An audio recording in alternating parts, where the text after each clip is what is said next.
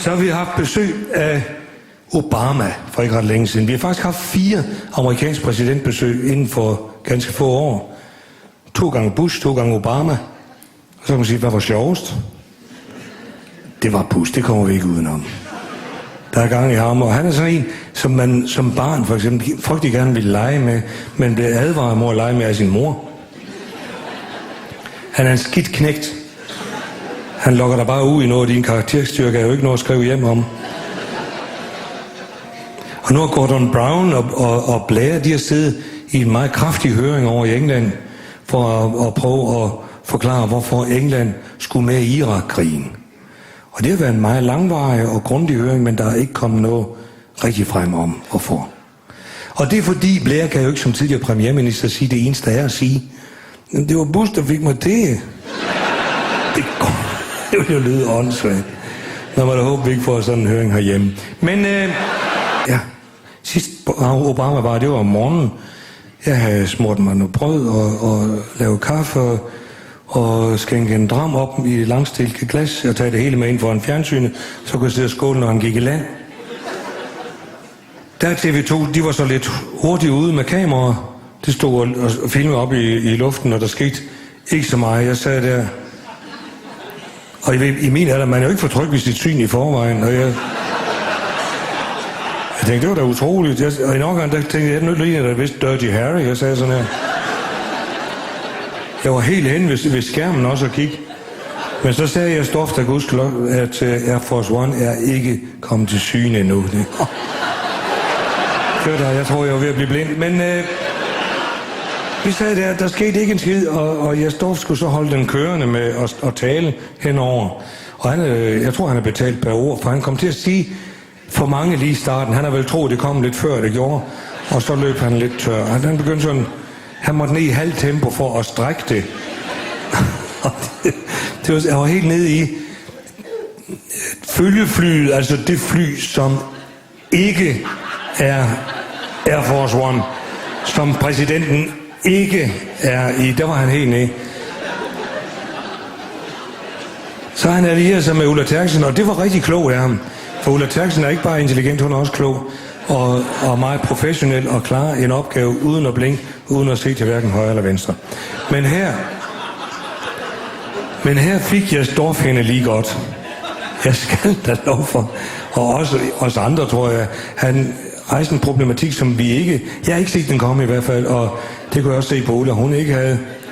Da jeg stof sagde, hvad tror du, Ulla, når nu Obama lander i Kastrup, hvor der er frostgrader, har han overtøj på, når han kommer ud af flyet? Det var da helt utroligt. Og jeg kunne se Ullas blik, hun er vant til krigszoner og sådan noget.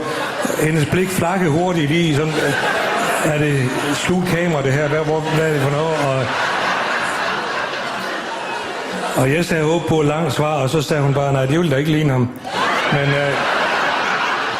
for nu at gøre en lang historie kort.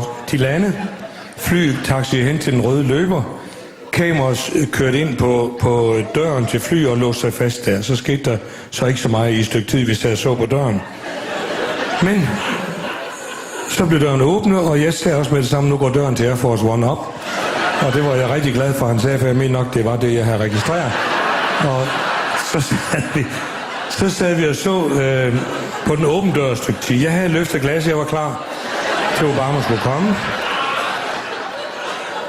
Så gik det så lang tid, så Jes var nødt til at sige, nu bliver det spændende at se, om Obama har overtøj på, når han kommer ud. Der måtte jeg sætte glasset fra mig igen og sige højt ud i stuen, nej Jes, det er ikke spændende, det er uspændende, om han har overtøj på. Og man har en blond paryk på en strusfjer i røven, det er spændende. Men når han kom ud, og han havde overtøj på, vi var op og køre alle sammen, det var en stjernestund foran tv. Jeg oplevede en anden stjernestund foran tv i september måned. Der var jeg via tv med til et politisk landsmøde i et af de store partier. Jeg nævner ikke partinavn, men det er ikke for mig at sige, det er et parti, som er, lad os bare sige, regeringsbærende. Og det var i september længe før topmødet, så vi tog stadigvæk lidt håndfast på klimatingene. Og deres klimaordfører holdt en af de smukkeste taler, jeg har hørt i hele mit liv.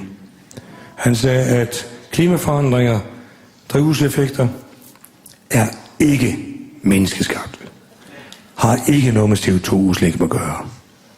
Jeg blev så glad. Jeg har aldrig blevet så glad. Jeg har en gammel 6-cylinderbil. Jeg vil så gerne beholde den, men den er... Og han sagde, kør bare videre, venner. Jeg har ikke noget med CO2 at gøre det her. Men selvfølgelig, havene stiger, det kan vi måle. Polerne smelter, det kan vi se. Og i stedet for at gå fuldstændig i CO2-hysteri, så vil han foreslå, at vi bygger nogle dæmninger rundt om landet, rundt om langs kysten, sådan at vandet ikke kan komme ind i landet. Det er da en fantastisk idé. Tænk, hvorfor har man ikke tænkt på det sidste gang, det skete? Det var da Norden lå og sejlede rundt i det store skrummelskib, han har bygget der med alle de kreaturer. Det var noget værre svineri. Det havde da været meget nemmere, hvis han havde dæmmet et ordentligt stykke ind, og så kunne de gå der lige så stille. Så sang de en lejlighedssang, der var skrevet til den her lejlighed, og den var så flot, og den vil jeg godt synge fra. Den hedder, er der stemning for en dæmning? Er der stemning for en dæmning? Ja, der er, ja, der er, ja, der er. Sang de alle sammen. Er stemning for en dæmning? Ja, der er, ja, der er, ja, der er. Vi vil bygge en dæmning så høj, høj, høj. En dæmning om hele vores land. Den skal modstå verdens larm og støj. Den skal modstå det stigende vand. Klimaforandringer blæser vi på. Den slags går altid op og ned. Og det er det, de kloge, de ikke kan forstå. Og kan vi andre så snart få lidt fred? Er der stemning for en dæmning? Ja, der er, ja, der er, ja, der er. Er der stemning for en dæmning? Ja, der er, ja, der er, ja, der er. Vi vil rejse en flagstang så lang, lang, lang. Hele verden skal se vores flag. Hele verden skal høre vor glade sang, mens havene stiger dag for dag. Og der skal pigtråd på dæmningen hele vejen rundt. Vi vil ikke have fremmede her. De må svømme deres vej igen, og svømning er sundt, og de er selv ude om det, ja de er. Er der stemning for en dæmning? Ja der er, ja der er, ja der er. Er der stemning for en dæmning? Ja der er, ja der er, ja der er.